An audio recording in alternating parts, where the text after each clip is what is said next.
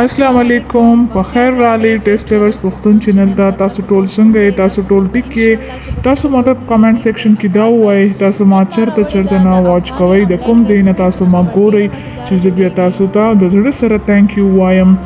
اوس دلته چې دی ما په فرای پین کې لږ شانتې غوړي واغوستل اویل مې واغوستل او دغه اویل چې دی دغه د سرسو والا تیل دی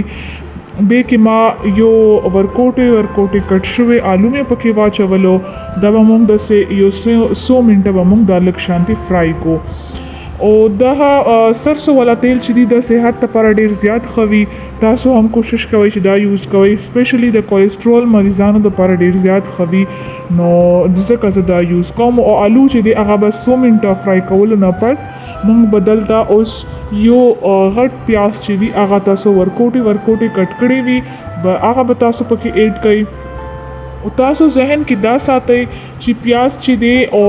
ټماټر چې دی دا به موږ چې اچو بیا به ډیر زیات نه فرای کوو لږ شانتي به فرای کوو چې لږ شانتي کچا پکې پاتې کیږي دا به پورا د سالن په شانتي نه پخوو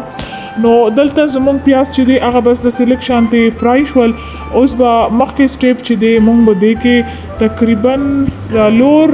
د درمیانه سایز والا ټماټر چې وي هغه به مونږ سلور پکې ایډ کوو او چې داسې ورکوټي تاسو کټ کړئ دا به تاسو ښه مزیدار راولړئ میکس به یې کوئ تاسو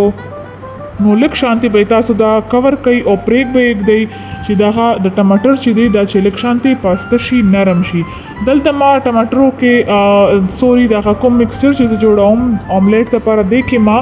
مالګه واچوله هاف ټي سپون ما واچوله تاسو خپل ټیسټ مطابق واچوئ چې تاسو څومره څوک کمه غواړي څوک زیاته غواړي نو تاسو هغې مطابق واچوئ نو دلته چې دی زمونږ ټماټر چې دی هغه بس تقریبا پاخه دي هغه پکې میش هم دي ډېر زیات او لږ به زه نور هم میش کمه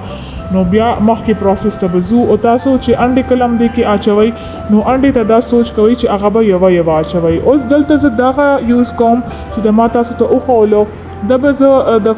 دلته ما ګیس بند کړی دی او ښه مزیدار به زه اوس کم ولګوم او دا به زه لاندې ورته کېږم دې د پاسه به زه فرای پین کېږدم چې ډایرکټ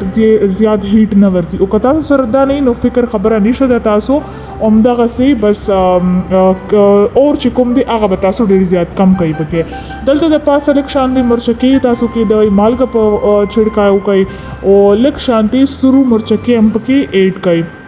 نو دا به تاسو ښه مزیدار کور کوئ او ښه کم اور باندې به یې داسې 4-5 منټ پرېږدئ نو هغې نه بعد به دا دې شانتي ریزلټ تاسو ته میلویږي تاسو به دا اوملیټ چې دی دا به تاسو ډېر زیات خوښ شي سم پروفیشنل اوملیټ ښکاري سم ښایسته او ټیسټ کې هم ډېر زیات مزیدار دی که تاسو په ذهن کې سم داسې ریسپي وي چې تاسو وایئ چې دا زه تاسو دپاره جوړه کړم نو تاسو هغه ماته کمنټ سیکشن کې ووایئ زه به تاسو دپاره ډېره په خوشحالي سره جوړه کړم ما دپاره د خوشحالي خبره به چې تاسو مانا د ریسپي ریکویسټ وکړئ او که تاسو په دې چینل باندې نوی یې او د ریسپي د خوښه شوی د تاسو نو تاسو دا چینل پلیز سبسکرایب کړئ تhank you so much for watching الله حافظ